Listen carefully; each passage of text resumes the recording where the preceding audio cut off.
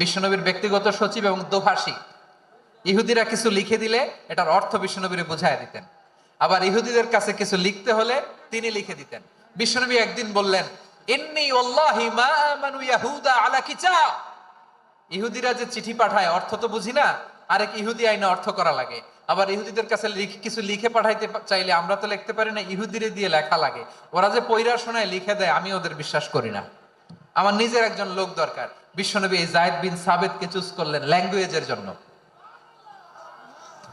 উনি বললেন, যায়েদ, তোমার সফট স্কিলকে ডেভেলপ করতে হবে, তুমি হিব্রু ল্যাঙ্গুয়েজ শিখে ফেলো।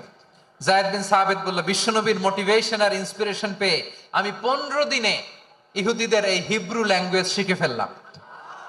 শুধু শিখে ফেললাম না, হাত্তা হাদিয়াতু, even I became master in the language. এই ভাষা আমি পারদর্শী হয়ে গেলাম। এরপরে ইহুদিরা চিঠি লিখে পাঠালে আর কোন ইহুদি ডাকা লাগতো না, আমি নবীর এটার অর্থ শুনে পরে বুঝায় দিতাম। আবার ইহুদিদের কাছে চিঠি লেখা লাগলে আমি যায়েদ বিন সাবিত চিঠি লিখে দিতাম। সুবহানাল্লাহ। দেখেন, এত সাহাবীর মধ্য থেকে বিশ্বনবীর একাডেমিক প্রজেক্ট, ব্যক্তিগত সচিব, দোভাষী হিসেবে তিনি যায়েদ বিন সাবিতের মতো তরুণকে নির্বাচিত করেছেন।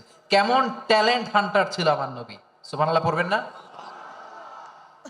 বিশ্বনবীর ইন্তেকালের পরে সাইয়েদনা আবু বকর রাদিয়াল্লাহু তাআলা আনহু যখন খলিফা হয়ে আসলেন, কোরআনকে সংকলনের দায়িত্ব দেয়া লাগবে, কোন সাহাবীকে দিবেন? সব সাহাবারা মিলে পরামর্শ করলেন। সাইয়েদনা আবু বকর, ওমর সবাই মিলে এই বিশাল কোরআন সংকলনের গুরু দায়িত্ব বিশ্বনবীর ব্যক্তিগত সচিব, বিশ্বনবীর দোভাষী, বিশ্বনবীর সিলেক্ট করাই লোক যায়েদ ইবনে সাবিত রাদিয়াল্লাহু তাআলা আনহুকে দিয়েছে। কোরআনের কপি তো আজকে এখানে রাখে নাই। এই যে আজকের যে কোরআন পড়েন, এটা আগে এরকম ছিল না।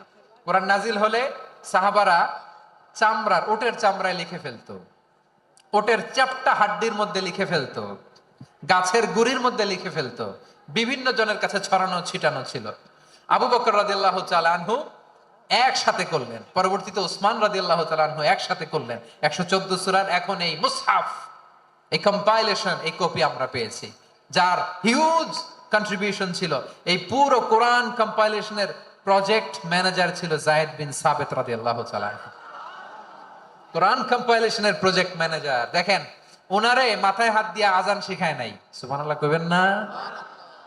তাহলে প্রথম সাহাবী আবু মাহজুরাকে মুয়াজ্জিন বানাইলেন, যায়েদ বিন সাবিতকে ব্যক্তিগত সচিব আর দোভাষী বানালেন, মুসআব ইবনে উমাইর রাদিয়াল্লাহু তাআলা আনহুকে ইসলামের প্রথম অ্যাম্বাসেডর বানালেন।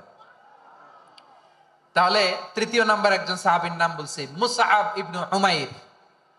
মুসআব কি নাম? নামটা কেমন লাগে? এই কয়েকজনের ভাল লাগে, বাকিদের ভাল লাগে না? ভাল লাগে? এই এই আর কয়েকটা মিনিট দেওয়া যাবে না আমাকে আল্লাহর রাস্তে? হ্যাঁ, ঠিক আছে। আমি তোমাদেরকে ভালোবাসা দেখাবো, দোয়া করব, যদি চুপ থাকো, একেবারে চুপ, কষ্ট সহ্য করো। বাকিরে যা সওয়াব পাবে তোমরা ডবল পাবা, যেহেতু কষ্ট বেশি, কিন্তু চুপ। 3 নাম্বার সাহাবীর নাম মুসআব।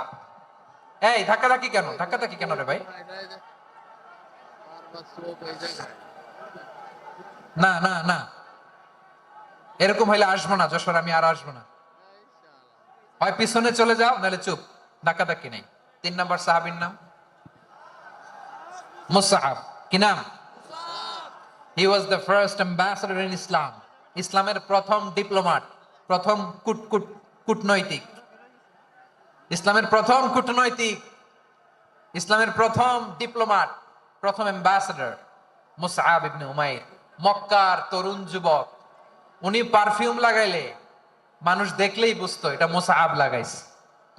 এমন ড্যাশিং ফেসের ছিল, এমন স্মার্ট ড্যাশিং ফেস, এমন পার্সোনালিটির মানুষ ছিল মুসআব রাদিয়াল্লাহু তাআলা আনহু। কারণ